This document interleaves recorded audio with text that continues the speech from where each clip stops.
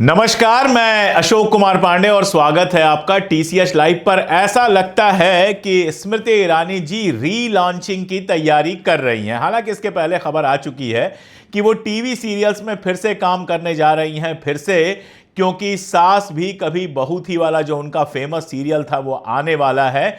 लगता यह है कि उनके समझ में आ गया है कि सीरियल की दुनिया में भी कुछ खास मिलने वाला नहीं है। सितारा एक बार पुराना हो जाए तो दोबारा उसको कोई एक्सेप्ट नहीं करता है। उस जमाने में जब सीरियल आता था तो सड़कें खाली हो जाती थी। मैं गुजरात में था और गुजरात में तो कम से कम देखा है कि उस सीरियल का जबरदस्त क्रेज था लोगों में। लेकिन अब वो सीरियल आएगा नेटफ्लिक्स और प्राइम के जमाने में तो लोग कितना देखेंगे कोई नहीं जानता। तो फिर से राजनीति में रास्ता तलाशने की कोशिश कर रही हैं स्मृति ईरानी और लॉन्चिंग पैड के रूप में उनको मिला अंजना ओम कश्यप का साथ, जो उनका लंबा इंटरव्यू करती हैं आज तक पे। इस इंटरव्यू में उन्होंने कोशिश की कि कुछ कुछ बातें ऐसी की जाएं कि थोड़ी चर्चित हो जाएं, थोड़ी मजबूत दिखाई दें, लगे कि बस कुछ होने वाला है। हालांकि अमेठी का चुनाव हारने के बाद भारतीय जनता पार्टी ने उनके साथ जो व्यवहार किया है, जिस तरह से उनको किनारे लगाया है, उसके बाद यह काम कोई आसान नहीं होगा।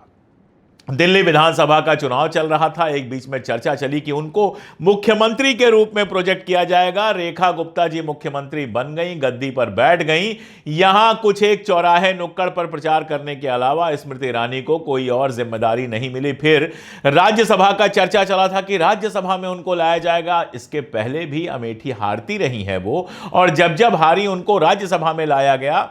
इस बार राज्यसभा में भी नंबर नहीं लगा और उसके बाद धीरे धीरे स्मृति ईरानी गायब होती गई। एक बात जरूर है, उन्होंने कहा कि मैं अभी 49 साल की हूं। 49 साल में रिटायर कौन होता है? 49 साल में मैडम कोई रिटायर नहीं होता है। रिटायर कर दिया जाता है तो 40 में भी रिटायर हो जाता है। अब धनखड़ साहब कौन सा तैयार बैठे थे 74 साल की उम्र में रिटायर होने को? वो तो 76 साल की उम्र में राष्ट्रपति बनने की प्लानिंग करके बैठे थे कि 81 बरस की उम्र तक आराम से राजगद्दी भोगें, आराम से सारा सुख भोगें, और उसके बाद रिटायर होने के बाद भी सारे सुख मिलने ही थे। लेकिन क्या हुआ? धनखड़ साहब को किनारे किया गया, और ऐसा किनारे किया गया कि उनका कोई पता नहीं है। रविशंकर प्रसाद भी रिटायर होने की प्लानिंग तो नहीं कर रहे हैं, पहले भी नहीं किए थे।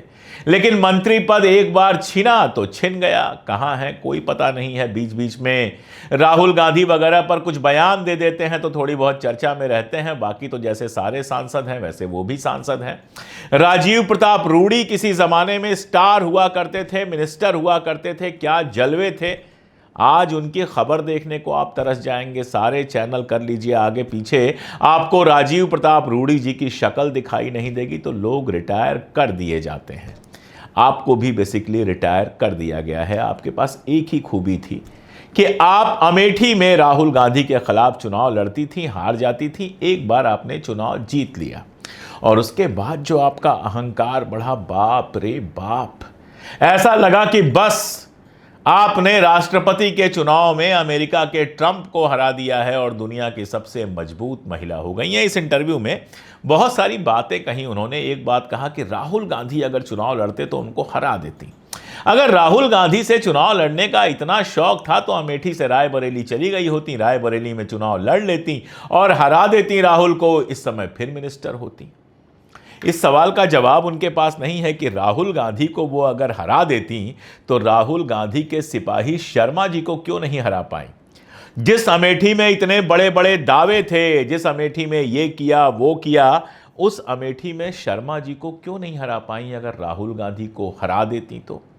देखिए मैडम, चमत्कार होते रहते हैं। बहुत सारे लोग, एक बार इंदिरा गांधी भी चुनाव हार गई थी, राजनारायण जी ने उनको चुनाव हराया था। आप तो खैर फिल्मों से आई थी, राजनारायण जी तो जमीन के पॉलिटिशियन थे, समाजवादी थे, लेकिन एक ही बार हरा पाए। दोबारा संयोग नहीं बनता है, खेल होता है। 2019 का मामला था, पागल कर दिया गया था लोगों को। सैनिक हमारे शहीद हुए थे, उसके बावजूद उसका सारा फायदा उठाया गया था। और ठीक है, होता है, एक चुनाव आप जीत गई थी, लेकिन लड़ती तो राहुल गांधी को हरा देती। ये तो ऐसे ही कहना है जैसे कोई कहे कि ओलंपिक में मेरा सिलेक्शन हो गया होता तो मैं गोल्ड लेके आता। अरे एशियाड में तो पहले जीत के दिखाओ।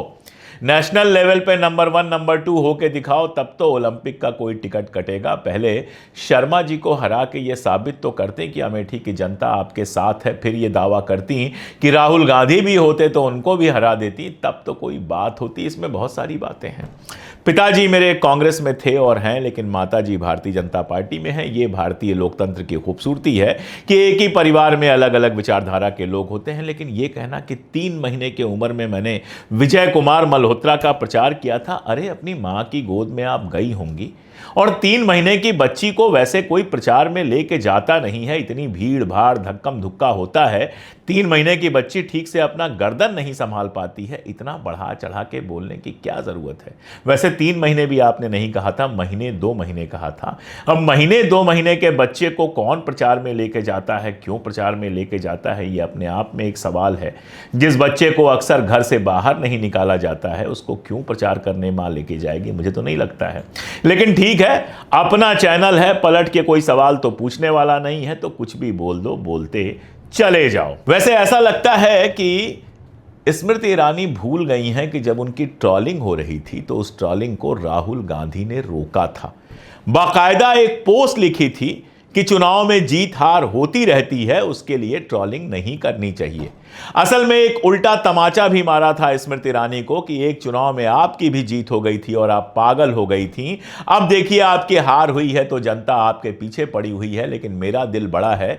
मैं अपने लोगों से अपील कर रहा हूं कि स्मृति ईरानी की ट्रोलिंग ना की जाए। जब अंजना ओम कश्यप ने पूछा कि आप अब राहुल गांधी पर बयान क्यों नहीं देती, तो कहती हैं कि पहले मुझे राहुल गांधी को जवाब देने की जिम्मेदारी थी, लेकिन अब दायित्व नहीं है, मैं उनके पीछे पीछे नहीं भाग सकती।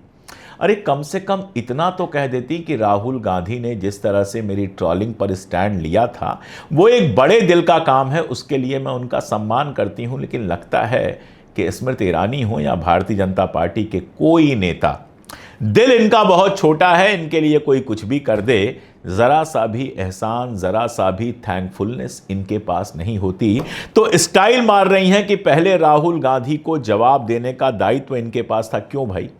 आपको राहुल गांधी जवाब दो मिनिस्टर बनाया गया था, आपको ministry of Rahul Gandhi answering machine बनाया गया था, आपको मिनिस्ट्री ऑफ गांधी फैमिली दिया गया था।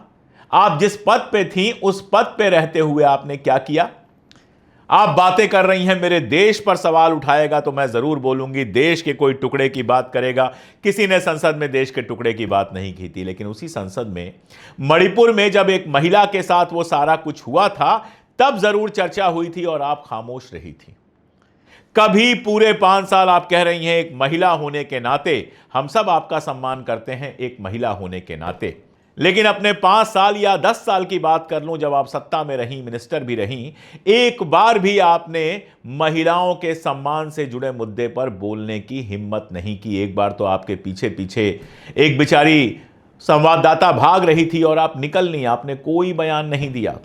मणिपुर में चाहे उस महिला के साथ हो, चाहे देश भर में कहीं और किसी महिला के साथ हो, उन्नाव में भारतीय जनता पार्टी के एक नेता के ऊपर आरोप लगा, वो जेल गए, एक बच्ची ने आरोप लगाया, उसकी इज्जत आबरू से खेलने का, आप खामोश रहीं। 1000 ऐसे उदाहरण दे दूंगा जिस पर आप बिल्कुल खामोश नहीं। तो एक महिला होने के नाते आपने कोई दायित्व निभाया, ये तो बिल्कुल बेकार की बात है। आप कहती हैं कि जब देश के खिलाफ नारे लगे तो गुस्सा आ ही जाता है। कौन से नारे लगे थे देश के खिलाफ? संसद के अंदर देश के खिलाफ कभी नारे नहीं लगे। जितनी आप देशभक्त हैं ना, उससे ज्यादा देशभक्त लोग संसद के अंदर हैं। सोनिया गांधी जवाब दो, राहुल गांधी जवाब दो जब आप कर रही थी, तो आप शायद भूल गई कि वो एक ऐसा परिवार है जिससे इंदिरा गांधी और राजीव गांधी दोनों देश पर शहीद हुए हैं।